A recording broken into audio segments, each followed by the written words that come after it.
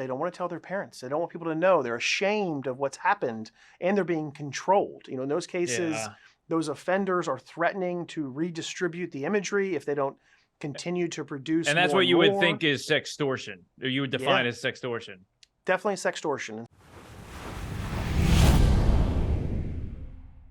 Now, if you're a parent or you're just someone who knows and cares about the safety of children, you will definitely want to take a listen as John Shehan, Senior Vice President at the National Center for Missing and Exploited Children, joins the podcast.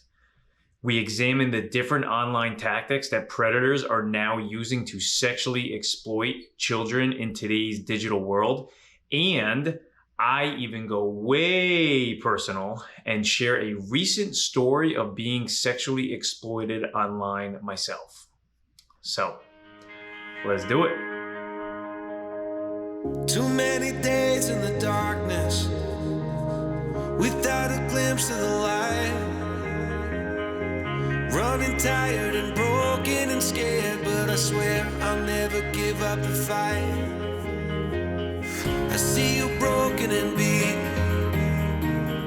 head pulled down over your eyes. Every part of you wants to surrender, but darling, you were meant to survive. With every star.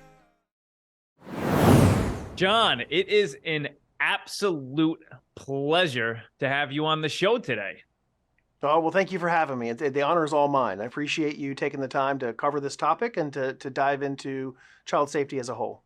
Oh, absolutely. It's I think it's one of the like a huge underlying issue that just doesn't, peak in the media as an entirety crisis, right? I mean, so to start, the National Institute for Missing and Exploited Children, I guess it is sort of self-explanatory a little bit in the name right there, right? But can you open up a little bit more for us and give us some insight into the specifics, maybe behind like the early beginnings to where you guys are as an organization, fast forward till today? Yeah, absolutely. So the National Center for Missing and Exploited Children, often referred to as NECMEC, just because it's a long title. Yeah. We were created in 1984. So the organization has been established and around for quite some time. And we were born out of a national tragedy. There was a young boy in 1981 by the name of Adam Walsh, who was abducted from a local shopping mall.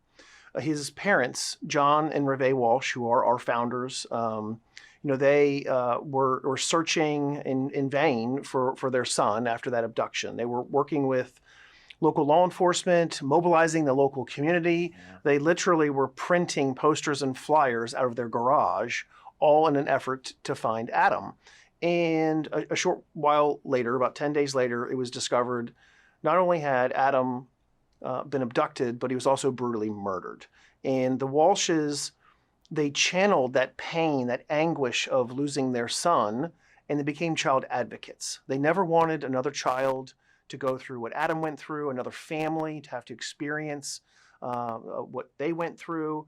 And so they came to Washington, D.C., and they were looking for that national organization that was focused on missing and exploited children's issues, only to find that it didn't exist. There wasn't one. And in the 80s, you'll often, if you hear John Walsh speak, he'll talk about how it was easier to find a stolen horse or a stolen car than it was to find a stolen child. So they really began an effort to change that. They wanted a national movement.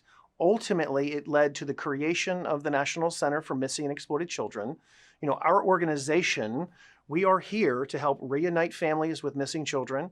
We want to reduce child sexual exploitation, and we want to prevent child victimization. We've grown to an organization of over 400 people. Our headquarters is in Alexandria, Virginia, where most of the staff are. But we also have offices in New York and Florida and Texas, remote employees all around the United States. And our efforts really are helping to protect children. Yeah, I'm sure law enforcement has come a long way as well since then too, because I'm thinking, 10 days, it was 10 days from the time his Adam was abducted to when he was found. It was, and they absolutely, law enforcement has come leaps and bounds from where we were in the 80s. What was most, I think, devastating to the Walshes, what they discovered is that during that 10-day period, neighboring counties and jurisdictions didn't even know that Adam was missing. So there was a lot of lessons that could be learned, a lot of best practices that could be implemented from scenarios like that. And, certainly very excited to say that the world we live in now, law enforcement are interconnected.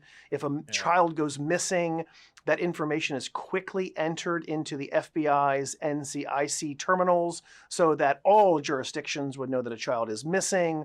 And we obviously are here to assist law enforcement and those families with that reunification, identifying those missing children and the such. So the world is very, very different from the 80s. Yeah. And we are thankful, I think, that having an organization like NCMEC, as well as those efforts within the law enforcement community. Yeah, and thankfully, too, the Amber Alert 2 system kind of getting in there as well, because that would provide some immediate help, at least, and some immediate awareness, which I guess sometimes is the most important thing at those times. That 10-day period, too, I think it's easy to just go from the start, from what happened to how it ended. And that 10-day period as a parent has got to be just absolutely grueling, and including from law enforcement perspective too. I mean, 10 days, I mean, you're time is of the essence as soon as that happens. And I mean, could you give us a little bit of insight into, when a child goes missing, what is that immediate process like? I know you touched on it a little bit, and really, what would you mean by that? Mm-hmm. Sure, great questions. And so when a child goes missing, one of the first things that you would have someone at NCMEC recommending to anyone who has custody of a child, missing child, is to make that report to law enforcement so the child can be entered into the NCIC terminal, the computer. So it doesn't matter where law enforcement is in the United States, they would be aware that there is in fact a missing child. You'd be surprised how many of missing children, whether it's abduction or endangered runaways, that it is through a routine traffic stop running names and they realize, oh yes, that was a missing child. So that's step one, of course, is making sure law enforcement is aware of the situation. After that, custodial parents, law enforcement, sometimes social services, what they're doing is they're going to call into our toll-free hotline, 1-800-THE-LOST. It's 1-800-843-5678. That is staffed 24/7, 365. We always have someone there answering the phones. In fact, 23 years ago, when I began my career at NCMEC, I was in the call center, and I was there helping to take that information from parents when they're in their darkest hours, intaking that information. Oh, wow. We are also taking leads and sightings through that call center. But really what we want to do is get that information related to the missing child, intake it so that we can have a case manager who would be assigned to assisting that family, start building out posters and flyers in the local community, working with law enforcement on ways to identify that child. We obviously have a large social media presence where we can geolocate areas to make sure awareness is not just where the child went missing, but maybe where they are suspected to be. Our largest proportion of cases involving missing children often involve endangered runaways. So they may have gone missing in a certain, let's say, city and state, but that may not be where they were headed or traveling to. So we want to target those different areas. And in certain circumstances, we also have a rapid deployment team that could actually go out and assist law enforcement as necessary on specific types of cases. So we really want to get the information intaked in. We work with those families to help identify and reunite them with their missing children. You mentioned that 10-day period that the Walshes went through. And that was absolutely excruciating, that 10-day period and beyond. Here at the center, we are well aware of the emotional toll that it can take on families when they're going through this type of experience. And we created what we call Team Hope. They are volunteers that are individuals who have either experienced a missing child or a sexually exploited child, those types of incident and cases. And they are there to provide peer support to families who are going through these types of experiences, making sure they understand they're not alone. Because in some instances, of course, law enforcement are doing what they need to do. NECMEC is here to help law enforcement, but we also want to spend time helping the families as well. And that's just one area that we're able to partner, pair them up with people that have gone through that lived experience and are there to be a support system, answer questions, kind of walk them through that process a little bit. So we've got a lot of different areas where we're trying to help families when it comes into reuniting children. You also asked about exploited children. You know, here at the center, we focus very specifically on child sexual exploitation. So since 1984, we've been both dealing with missing and sexually exploited children. It was in 1998 that we launched our cyber tip line. And while we were always dealing with the topic, we realized, you know, late 90s, the internet was exploding. It was really changing the world, if you will. We needed to have a centralized location where individuals anywhere in the world, not just here in the US, but anywhere in the world could report suspected child sexual exploitation. So we deal with child sexual abuse material, images, videos, often referred to and federally codified as child pornography here in the United States. Huge problem. Huge problem. Now. Yep, huge problem. We have, I'd say on a weekly basis now, if you fast forward to today, we are receiving anywhere from 80 to 100,000 reports into our cyber tip line regarding suspected child sexual exploitation. Wow. Most of that is regarding child sexual abuse material, those images and videos. But we also deal with real life situations like child sexual molestation.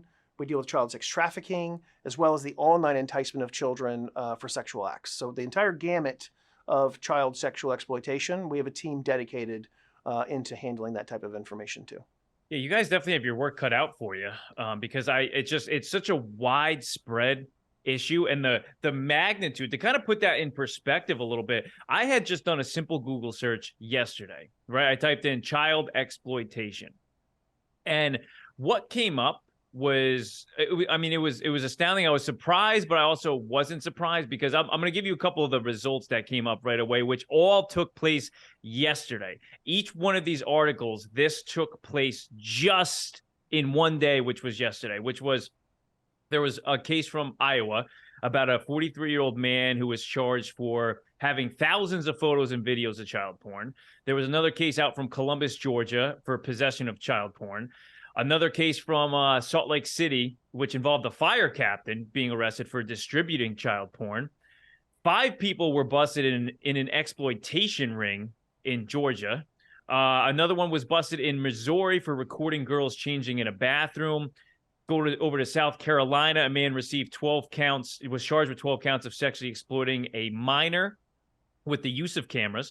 And then up to North Carolina, its neighbor, with a peeping Tom who was arrested for installing cameras in his bathroom to record people changing. And then lastly, into Kansas, as an athletic trainer at Blue Valley High School in Kansas, was charged with coercing a child to engage in sexual activity. So, and that was all just yesterday. Like, that's not things that, like, you know, accumulated. That was just stories that took place yesterday, which was astounding because that's only 8 cases happened in one single day across 7 different states, and also involving people that also hold moral authority and power in the communities. I mean, a fire captain, an athletic trainer, you know, and I don't want this to be sound like a scare tactic for, you know, people. And so, because I'm not a believer in scare tactics that I don't think they work necessarily, but at the same time, just to understand the magnitude of how frequently this does happen. And now I can imagine you guys at the center having to deal. I'm sure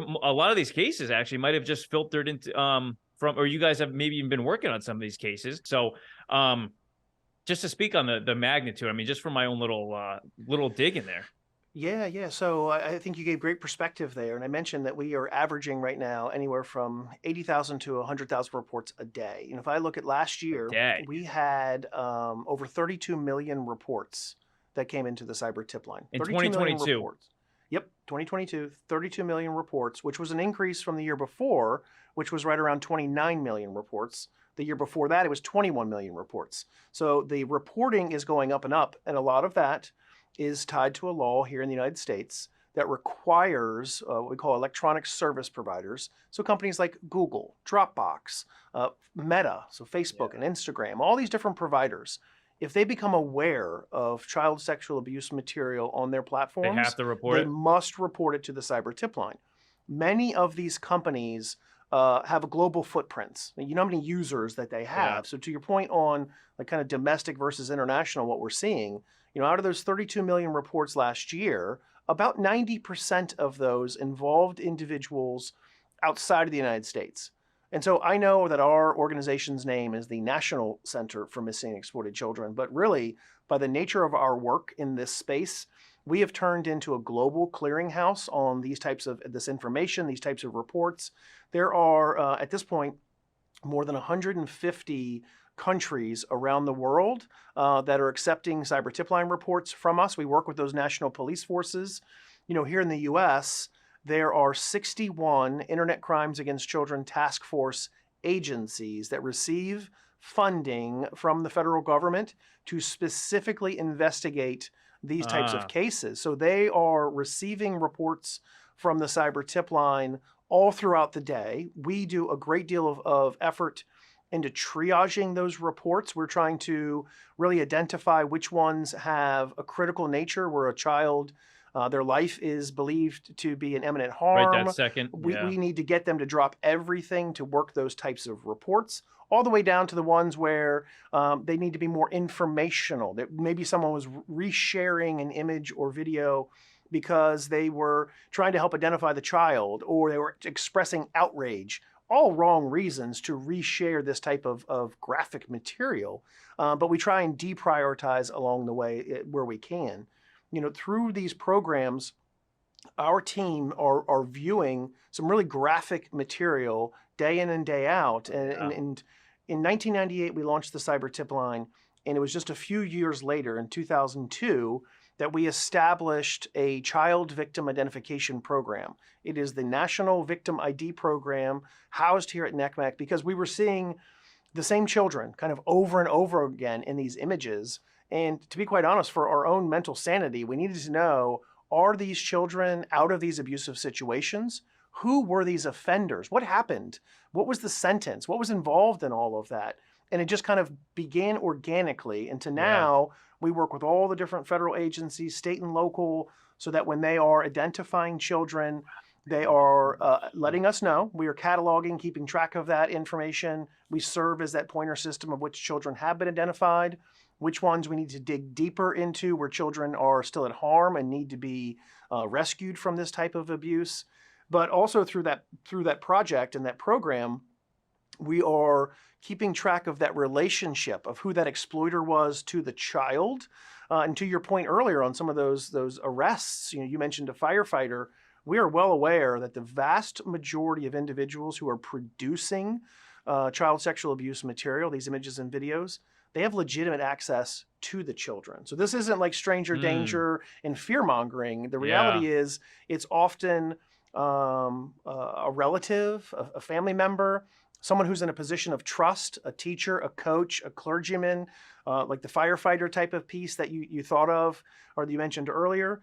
We are seeing a growing population of individuals who are self-producing imagery, whether that's through enticement or what they think is a significant other and redistributing it. Yeah. But the vast majority, well over 75% of child sexual abuse material involving these children where they've been identified by law enforcement, the offender had legitimate access to the children. So that is an important awareness piece just for parents, that they're aware that oftentimes it is a person that's in a position of trust or in that circle that may be acting upon those thoughts, urges, and abusing children.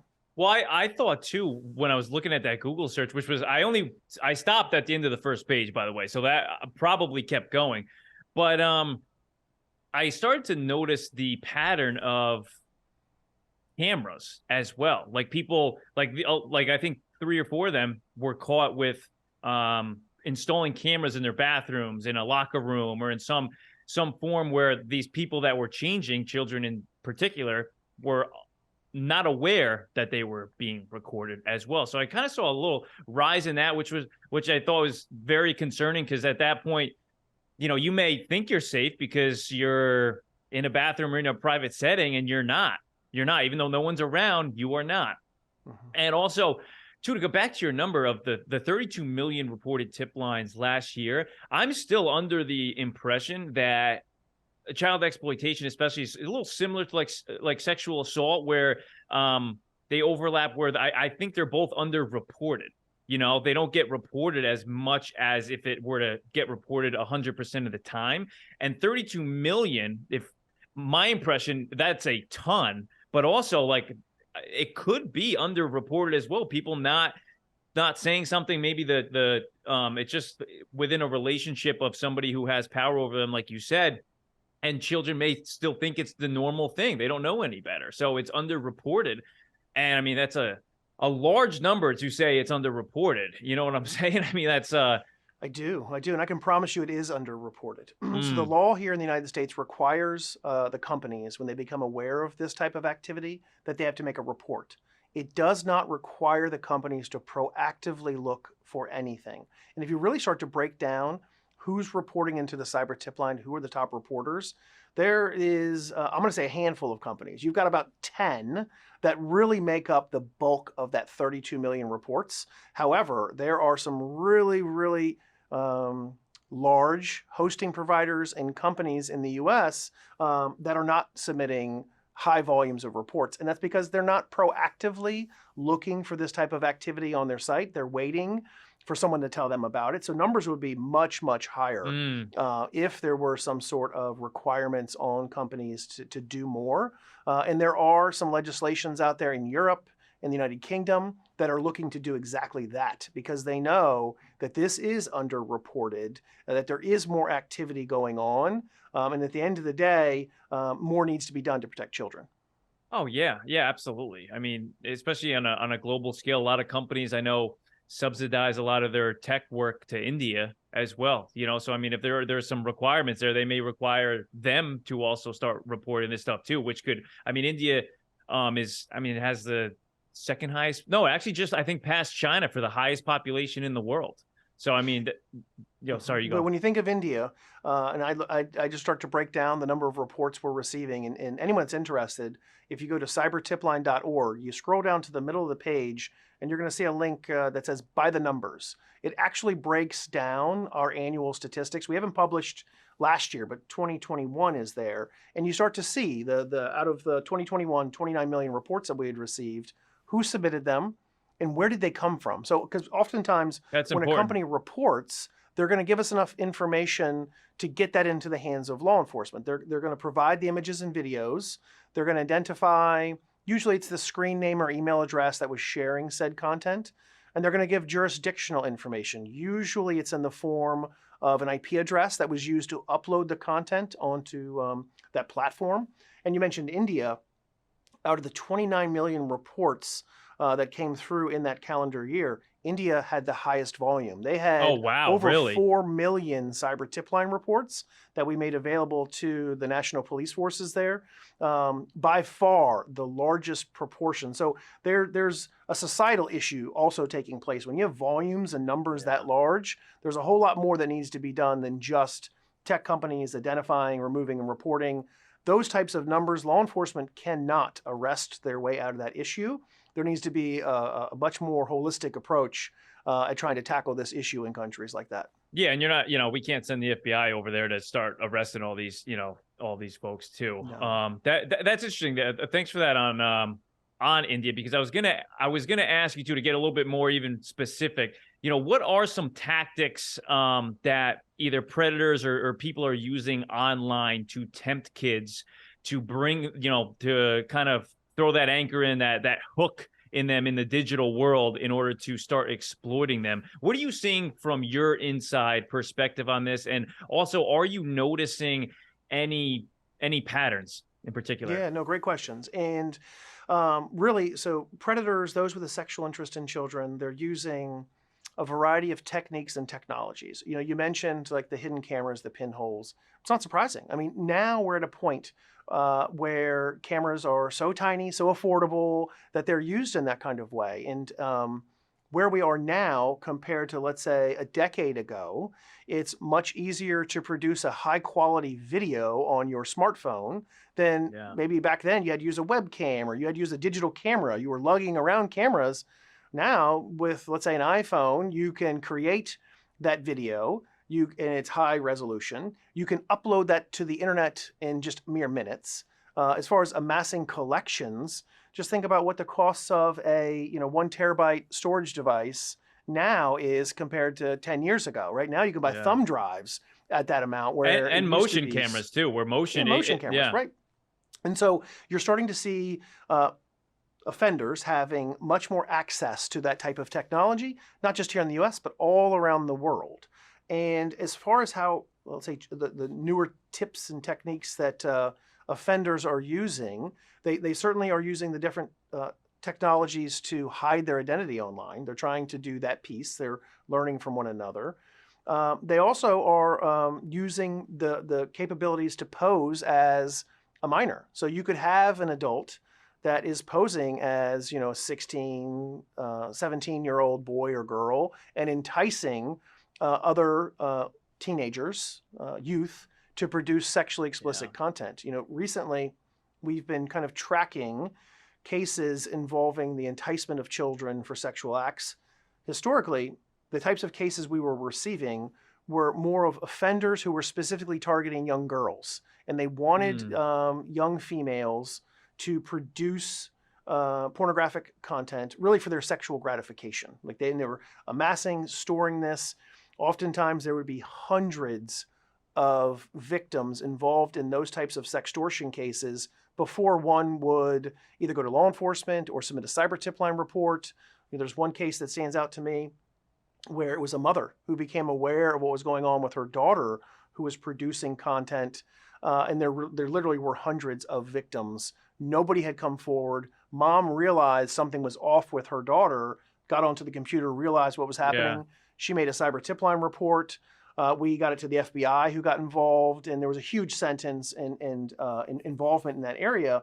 But that cycle of abuse where they don't want to tell their parents. They don't want people to know. They're ashamed of what's happened, and they're being controlled. In those cases, those offenders are threatening to redistribute the imagery if they don't continue to produce. And that's more what you more. would think is sextortion, or you would define as sextortion. Definitely sextortion. And so one of the newer pieces that we're seeing, that still exists. There still are offenders grooming minors for content purposes, and they want more and more and more and more egregious. But we've also seen it morph a little bit now into the financial sextortion. So we've seen cases where individuals in countries like in Nigeria, the Ivory Coast, the Philippines, where they have created fictitious accounts posing as, let's say, a 16, 17-year-old female, and they're enticing young boys to produce sexually explicit imagery. And so once that young boy produces that image, sends it, at that point in time, they've already done their homework. They know the friends list, the family piece. They threaten to expose that information by sharing it online unless you pay them. And oftentimes, they start with exorbitant amounts of money. $500 is the average that they start asking for. I don't know about you, but how many 15, 16-year-old boys have $500? And so they don't, right? And slowly they'll bring that money amount down. They'll take any form of payment that you're willing to give. I mean, it is a classic Nigerian scam, and it is becoming organized crime. We started working with some of the technology companies. It's really the types of platforms that minors are on, whether it's like Instagram or Snap. That's where these offenders are going. They're trying to find the minors that are there by identifying some of these profiles that were being used over and over again, these fictitious accounts of the minors. Even just sharing some of those profile pictures with the companies, quickly realized that thousands of fictitious accounts in countries like Nigeria, the Ivory Coast, were being created. So they were able to take proactive measures to try and disrupt that activity based on some of those signals and indicators that we've shared, because this is a growing issue. We know of more than a dozen minors in North America alone who have committed suicide from these financial sextortion cases when they just felt there was no way out. And so we're trying to address this with federal law enforcement, diving into it with the FBI and Homeland Security, not just here in the US, but in those types of countries, but then also the tech companies to make sure that they can take steps to identify and thwart it, and getting to minors who are in these very vulnerable states, making sure they understand that we're here for them. There are ways to help them get that content removed. And that just because they made that small mistake doesn't mean it has to have a ripple effect for the rest of your life. Yeah, as soon as you had said sextortion, it brought up this thought in my mind. And then as soon as you went to the Philippines, as soon as you said Philippines, it really hit home there because, and I've been like debating whether to share this or not or whatnot, because I have a similar personal story, but I mean, I've got you on, and you're the expert here. I'd love to just see how close of a story this resembles to your average story, and also, I mean, if anyone's listening who could, this could maybe help someone avoid being in the same predicament that I had found myself in on this, because it's not something you ever want to find yourself in, where you're getting sextorted. Did I use in the right context here?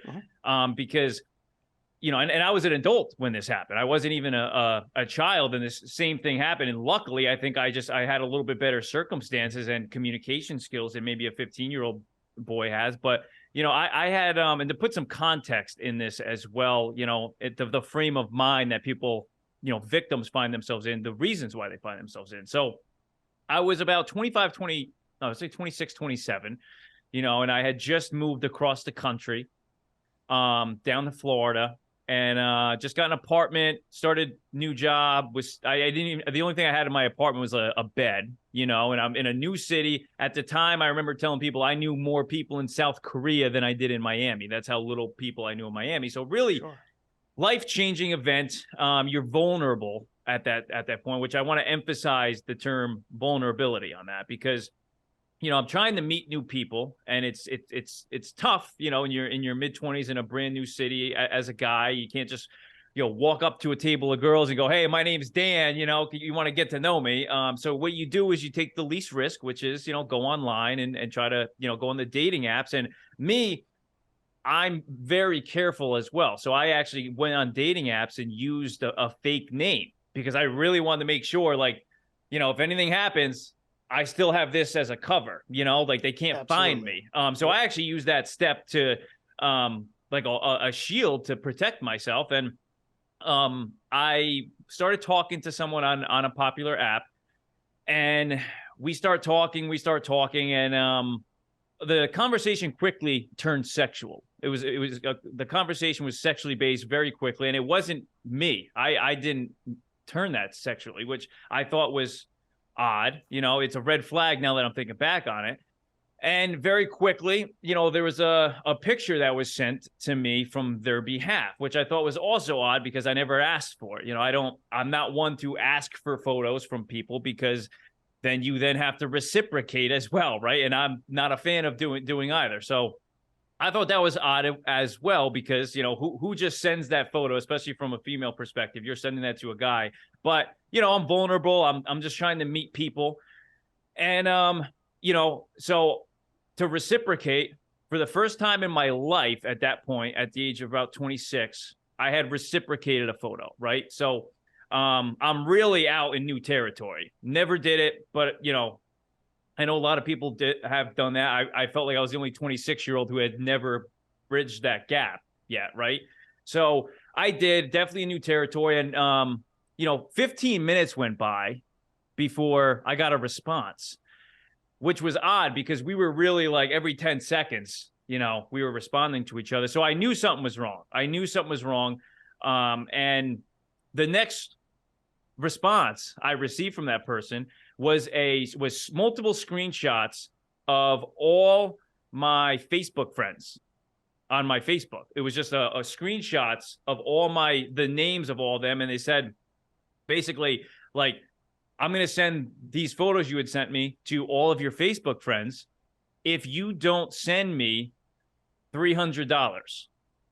And I'm like shitting bricks right now, because I am being extorted, like sextorted. Like you said, I'm shitting bricks. And this is my first time I've ever bridged that gap. The first time I'd ever sent a photo like that in my life.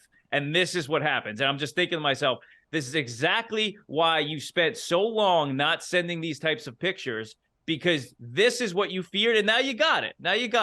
So I was a little mad at myself, but what are you going to do? Now you have to improvise. And I what are you going to do? Right. I mean, you're going to send the money. So I had went on PayPal to send the money, and PayPal wouldn't send it because the address was to the Philippines.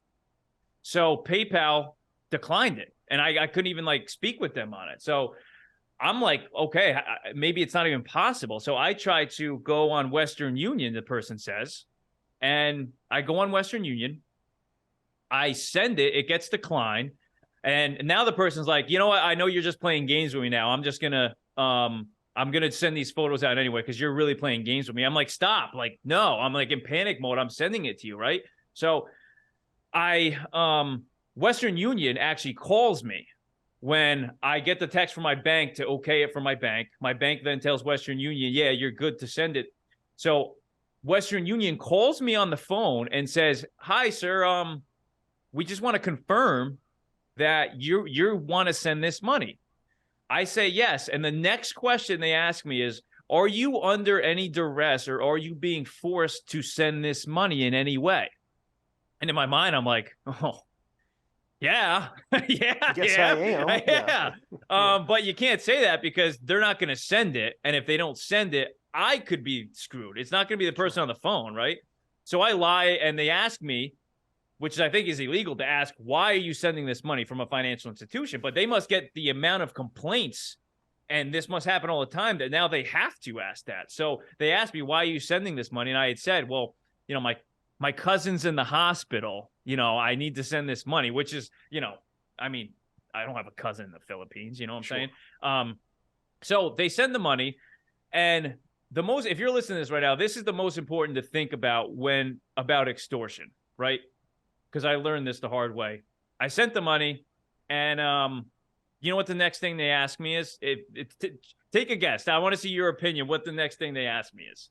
For another payment. That's what we see. Yep. Is they want more. It does not take care of it with one payment. That was exactly it. $300 in the Philippines is equivalent to over 15 grand, by the way. So I just paid that. I just maybe have bought that person a house or a car over there. So I send it, and they go, okay, so I swear, if you send me $100 more, I won't send it. And at this point, I know the tricks because I know the tricks, and they're now bringing it down. They're bringing it down, and it's never going to end. It will never end until you say no. And at that point, I was just like, I made my bed.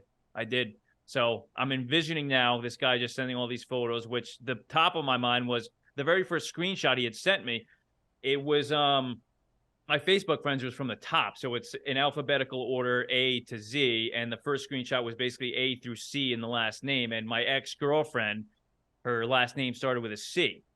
So I just remember that was the first name that I remember seeing. I just envisioned her, getting this photo from me. And I was just like, it's going to happen anytime. The amount of family that's about to blow up my phone is going to be insane.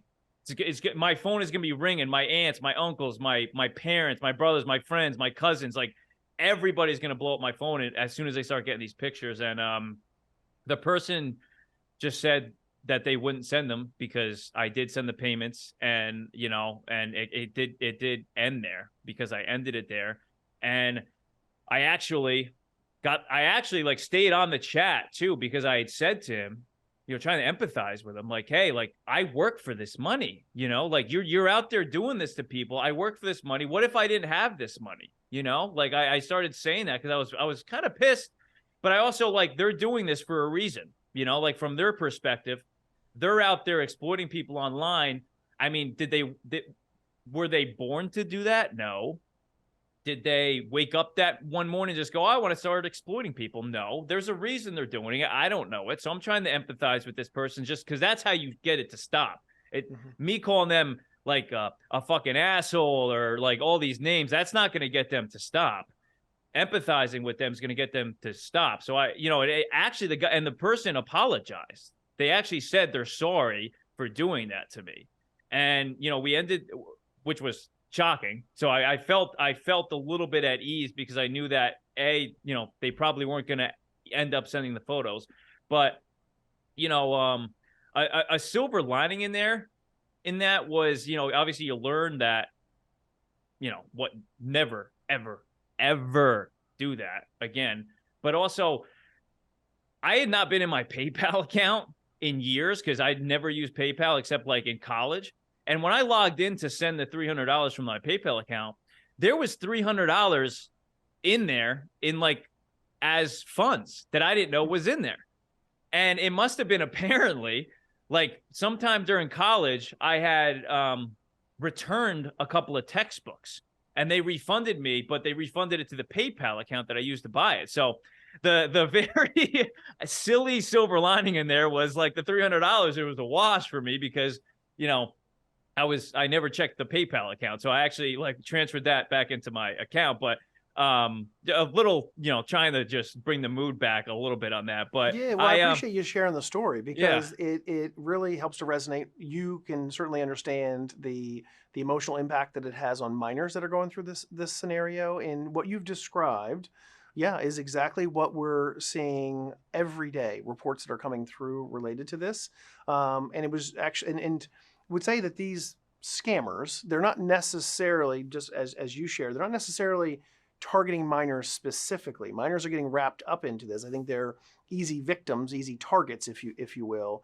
You know, it was just 3 or 4 weeks ago, I was at a meeting with some of those internet crimes against children task force commanders I mentioned earlier that handle the vast majority of our leads. And it was one of the commanders who was sharing that since he does this type of work, focuses in on internet crimes, anytime his like jurisdiction has something involving the internet, well, they call him the internet guy and they ask him questions. And what he shared was that they're seeing not just more and more of these cases with minors and adults. Shockingly enough, he mentioned that one of his fellow coworkers who deal with elderly abuse had approached him because an entire nursing home, it had happened there. It was making its way through an entire nursing home where they were creating content and being blackmailed for payments as well. So these are opportunists just looking for money. And what we've seen from the reports that come in from the tech companies or from minors themselves or parents, oftentimes we're getting the chat logs, those actual discussions that are taking place. And it's very easy to tell that these people that are involved in this, it is organized crime. And they're working off of a playbook. There is a script that they're following basically to entice. Just like you had mentioned earlier, they're going to send you the images first. They're going to try and bait you to do that type of reciprocal image. And the moment you do that, that's when everything changes. The script flips, if you will. I will tell you, speaking of silver linings, we've been doing a great deal of awareness both on social media and in regular types of print to make sure we're educating minors to what we're seeing. There have been reports coming through where minors are starting to call out the exploiters, basically telling them they know this is a con, no, they're not going to send imagery, and then they report the people to the providers so the providers can shut down those accounts, try and thwart this activity.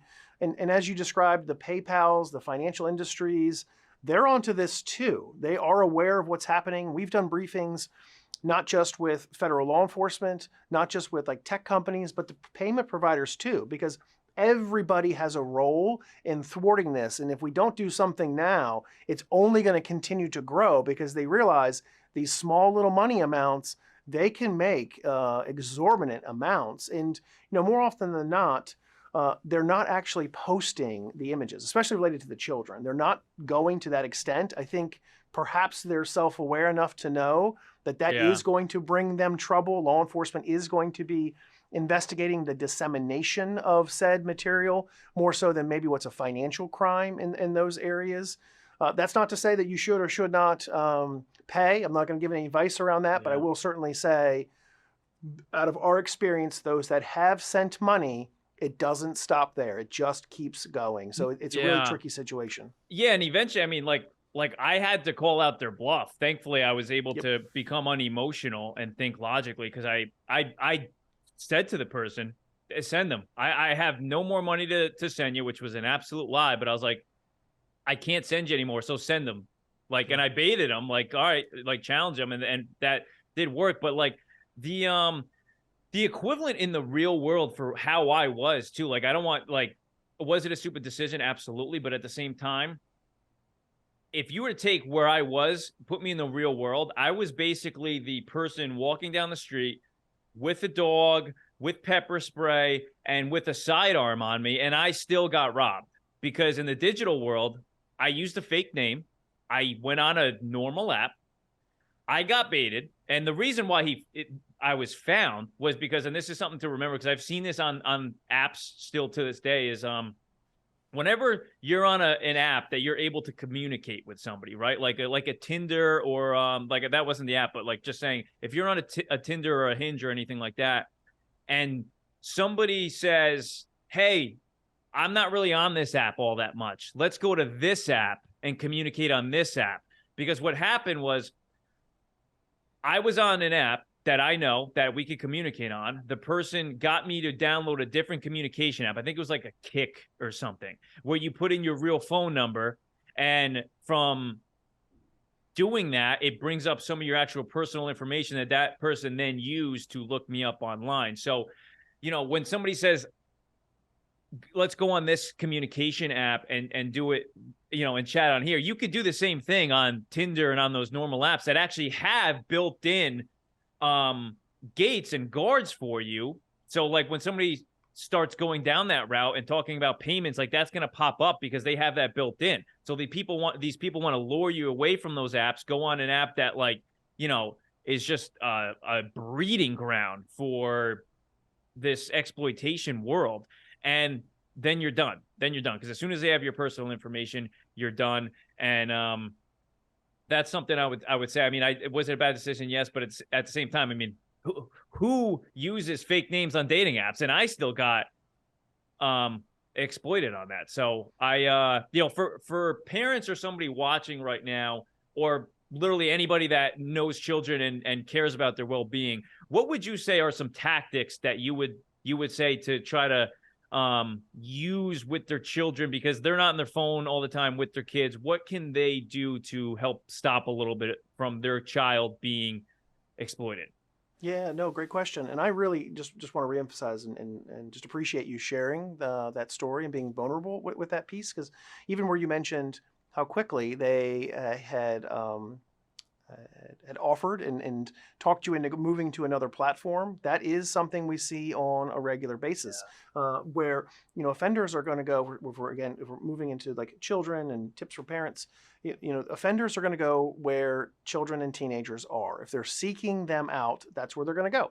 Doesn't matter if it's an Instagram or a Snap or it's online gaming. They're going to go to those spots, and more often than not, there is a request to get off platform and go into another service, oftentimes an end-to-end encrypted environment. So nobody other than those two individuals who are talking to one another know what's being said, what's being transmitted. There are no company safeguards that can be put in place because it's completely encrypted. And so the dissemination of material or the sharing of videos, that's where that takes place. And oftentimes it's going to start, for minors at least, with a much more innocent type of image. If it's a female, maybe it's a topless photo type of image, and then quickly just grows from there into very graphic and egregious requests. So I think, for parents, when there are so many different sites, so many different technologies, it's almost impossible to keep up the way that youth are. And so while I would always encourage knowing which platforms your children are engaged on, what they're using, just also have those conversations about who are they talking to, how are they interacting with individuals online, being cognizant really that it's not a matter of kind of if, it's more of when something will go wrong. They will be approached in some way, shape, or form, whether it is to produce content or it's to share information about themselves. They will experience bullying, harassment. Some of those different sites can be just very toxic. The way people talk about one another, again, the bullying, eating disorders, all those things are out there. Now, our world is sexual exploitation. And so I would say that having that open line of communication with youth to know that when something goes wrong, they need to come to you or another trusted adult, or to make a report to somewhere like the cyber tip line. We see so many cases where things go wrong, and they're not really that bad. It's so salvageable, but they don't tell anyone, and it grows and becomes much more than what it needed to be. And then oftentimes youth, because at that point they're embarrassed, they're ashamed, Yeah. they don't want their parents to know what has happened, so they comply, they continue. And then offenders are going to end out amassing multiple victims. It just keeps growing. And what we're trying to do is break that cycle of abuse. Someone has to take a stand. Someone has to say something, so they can make a report at cybertipline.org. We have a lot of abilities now to help get content removed from the internet. We do programs where we share digital fingerprints, hash values with the tech company, so they can proactively find it and remove it and report the people that are actually transmitting said content. So there's Yeah. a lot of great material that's there. If parents are looking for tips and tricks on ways to communicate with their children, they can go to missingkids.org. That's our website. We have material that's under what we call our Net Smarts program that has real world stories. It's age appropriate, because obviously the way you talk to your teenagers is going to be very different than, let's say, someone who's 8 or 9 years old just starting to go on the internet. So we have all of those different pieces. All of that's created. It's all free resources, because we just want to try and help protect our nation's youth. Yeah, and that's smart. It's more of a like a cartoonish, right? For the cater to the younger. Yeah, the younger ones, there's more of the cartoons, because Yeah. that resonates with the younger ones. But when you get older into to teens, nope, that's going to be more of like real life stories. So some who have been victims of enticement, they've done some recordings, and they'll share those real life experiences and try and reiterate the importance of not just protecting oneself and material, but then also reporting in some of those aspects too. And there are certainly tips and tricks on interacting with, like I said earlier, the teenagers versus people that are much, much younger in that. All those toolkits, we end out really trying to deploy more of a train the trainer model. We're a small organization in the grand scheme of things. We can't be everywhere. So teachers, parents, law enforcement, we share all of this information. So when they are also doing internet and safety education, they can use our content and help to spread that message. Yeah, and it's also like that's a good point, by the way, that you made, but it's also important to think too, like if you're that 14, 15, 16, 17, 18-year-old person, if they were in my position, and like you said earlier, if they don't have that money, what else do you have to play? What other card do you have to play? And it's complying.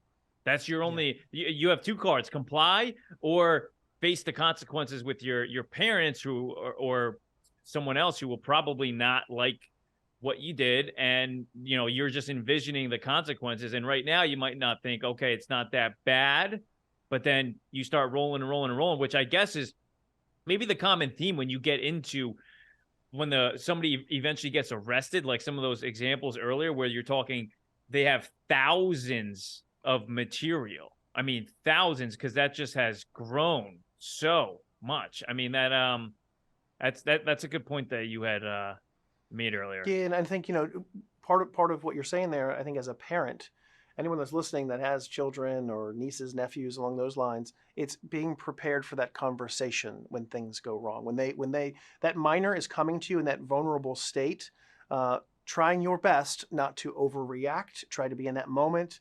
Let them know you're going to help them through this, because they all fear that that reaction and disappointment that they're putting into to adults and their parents.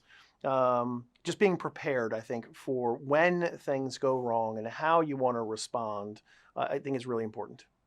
It is, and they could take me for example on that too. I mean, I could have reacted to that person who was exploiting me in a harsh way, like you wanted to, and kind of just succumb to those immediate reactions and emotions. But is it functional?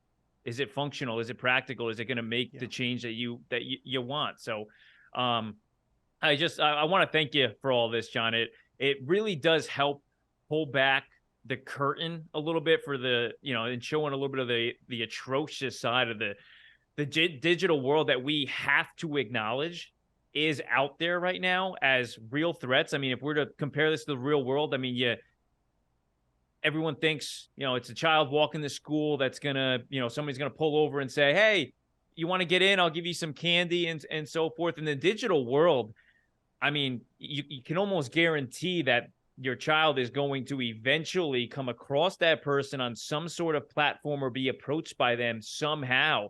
And if they don't have the tools, first of all, I guess, to be safe, and then also if something happens, like you said, to just put a cap on it as soon as it does, make a tip, and go on. And to kind of end it too, where exactly can people make tips? Or we could just finalize that one more time and go over it. Where can people make tips, find you guys in case something does happen? Yeah, absolutely. So if individuals have information regarding suspected child sexual exploitation, you can go online to cybertipline.org and submit a report. Or if you prefer, you can call our toll-free hotline at 1-800-THE-LOST. That is staffed 24/7, so 1-800-843-5678. Someone can take all that information and enter it themselves. We are here to help. We have staff that are on call 24/7, and we really just want to help protect children and make a difference. All right. Well, awesome. John, I can't thank you enough, honestly, for everything you guys do.